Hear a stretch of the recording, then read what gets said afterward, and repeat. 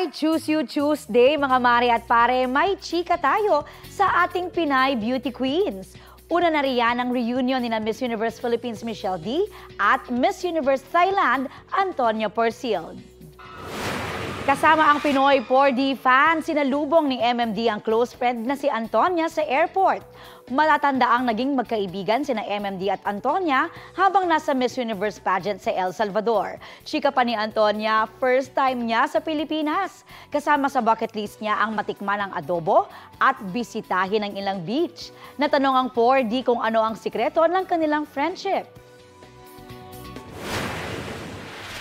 I don't think there's any secret to great chemistry. It's just Antonia and I, when we first talked, there's a lot in common. The most important thing is that we were both very true to who we are, and that's how we connected.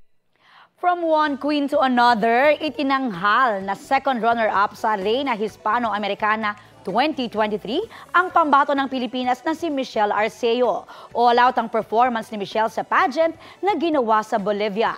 Si Maricelo Gamara ng Peru ang kinronahang Reina Hispano-Americana 2023. Kapuso, para sa mga maiinit na balita, mag-subscribe sa GMA Integrated News sa YouTube.